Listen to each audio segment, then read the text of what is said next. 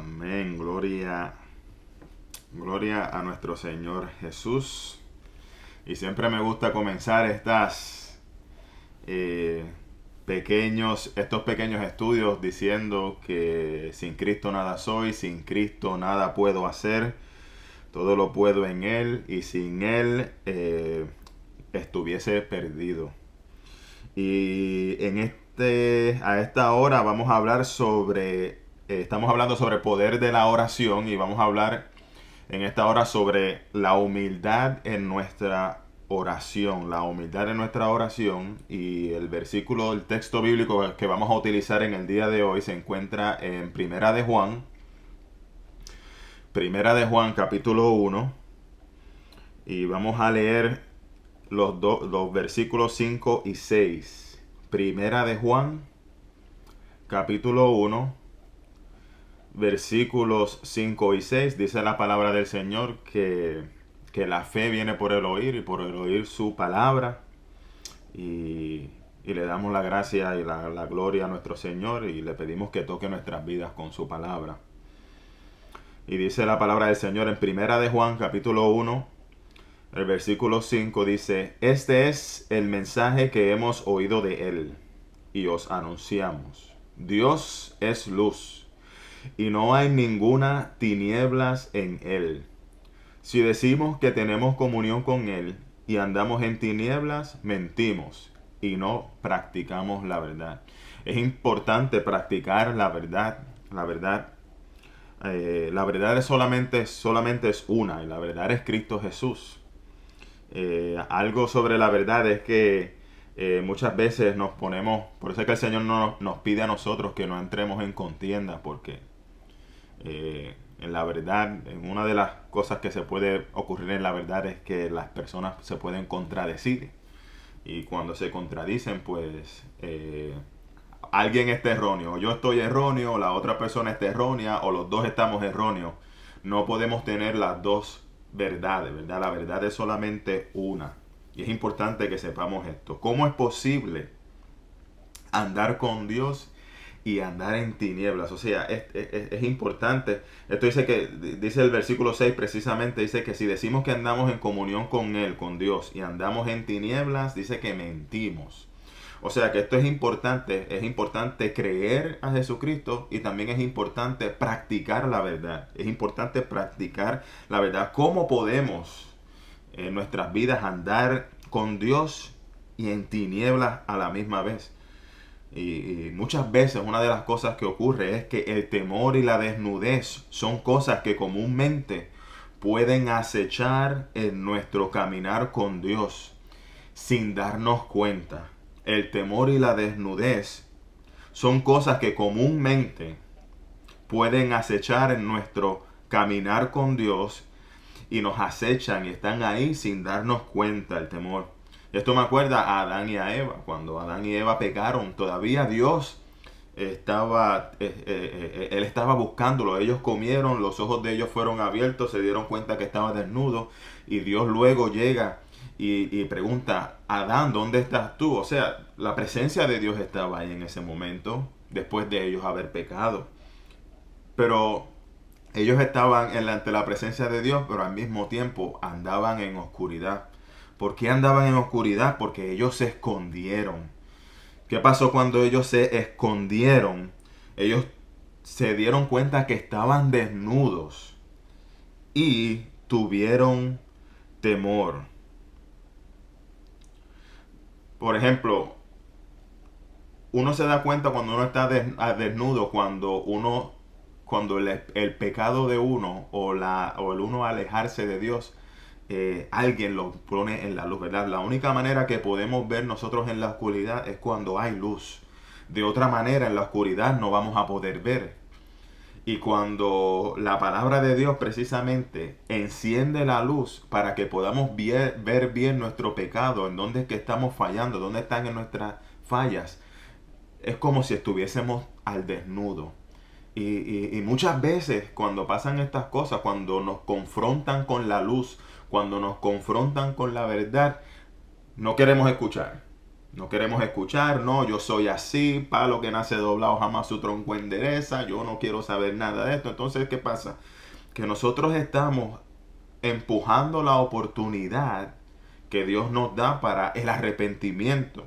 Y entonces, esa oración, las oraciones que nosotros podamos dar al Señor cuando no está esa humildad de aceptar nuestros errores, nuestro pecado, ¿verdad? Que hemos estado alejando, que hemos estado viviendo con una media verdad o con una media mentira. Y cuando somos expuestos, esa oración que vayamos a llevar hacia el Señor no es una oración humilde o una oración sincera, porque no estamos completamente con la verdad. Eh, y entonces en ese momento podemos ir a la iglesia, podemos estar orando, podemos estar haciendo muchas cosas, pero a la misma vez no practicar la verdad. Y de esa manera es como nosotros podemos andar con Dios y no practicar la verdad. El problema de esto es que nuestras oraciones no van a ser escuchadas porque no practicamos la verdad. Pensamos que andamos con Dios, pero no estamos con Dios. No estamos practicando lo que Dios nos dice. Y una de las cosas, por ejemplo, en mi testimonio personal, fue en el temor de coger el examen para el licenciamiento de mi profesión. Imagínense, mi lenguaje oficial, mi primer lenguaje es el español. Y aunque yo sé medio un poco el inglés, mi inglés es totalmente fracasado, hermano. El inglés mío es un inglés, como decimos en Puerto Rico, raspado. Y estoy aquí viviendo en los Estados Unidos. Y para yo poder coger un examen en inglés, estudiarme los libros en inglés, eso fue una batalla tremenda. Y a lo mejor no lo ponía en el sentido de tener temor, pero sí tenía temor. La realidad era que había temor en el fracasar, temor en que no podía coger mi examen y pasar el examen, temor en que no podía comenzar a hacer mi negocio, temor en no poder hacer tantas cosas.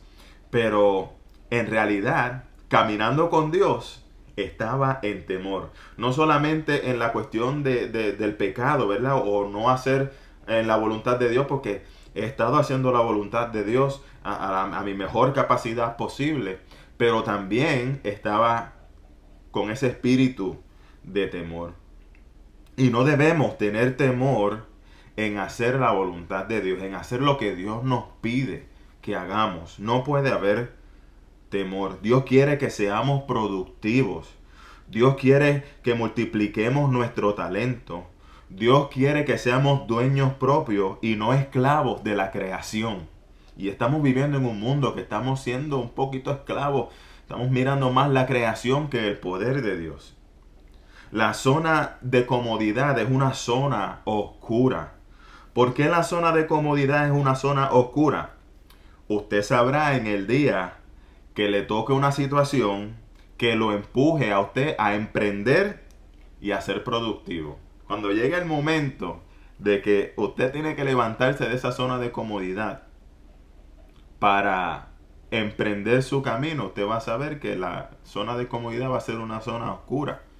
Y el propósito de las crisis es esto mismo. El propósito principal de una crisis es despertar el ser creativo que hay en ti.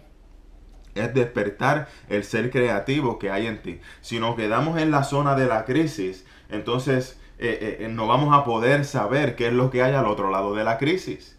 Y la crisis lo que nos hace es que nos empuja, nos da ese empujoncito para comenzar a esa productividad con la cual el ser humano ha sido creado.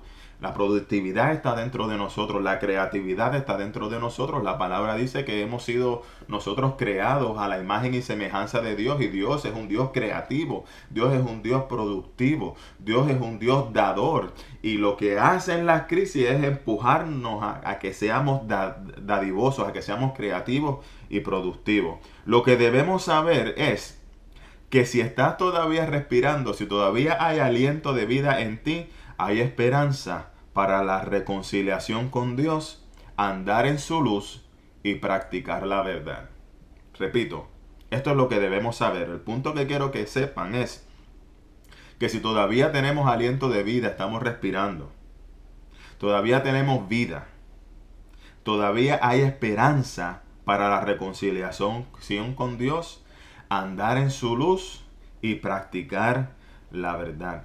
Vamos a seguir leyendo los próximos versículos del Primera de Juan capítulo 1, del 7 al 10.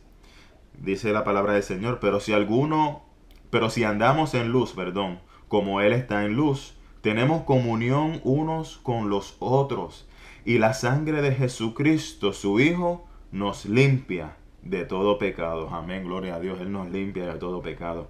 Si decimos que no tenemos pecado, nos engañamos a nosotros mismos, y la verdad no está en nosotros.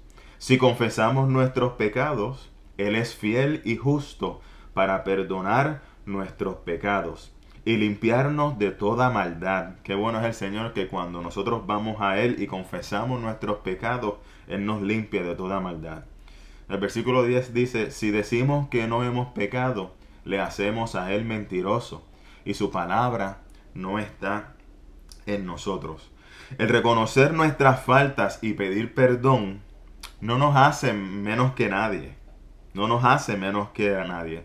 Por el contrario, el perdón que viene de Dios abre un mundo de oportunidades para nuestras vidas. En un tribunal tenemos la oportunidad de ser nuestro propio representante. Nosotros podemos representarnos nosotros mismos ante un tribunal. El detalle está en que tenemos que conocer la ley. Tenemos que conocer la verdad. Si no conocemos la ley, si no conoces la ley, en el tiempo de representarte a ti mismo,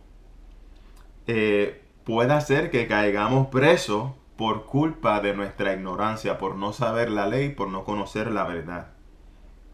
Pero yo conozco a alguien que quiere ser tu abogado, que quiere ser tu defensor en el tribunal celestial. Él es la luz, Él es el camino, Él es la vida. Su misericordia pagará el precio de tus faltas. Y en su vida está la entrada al reino de los cielos.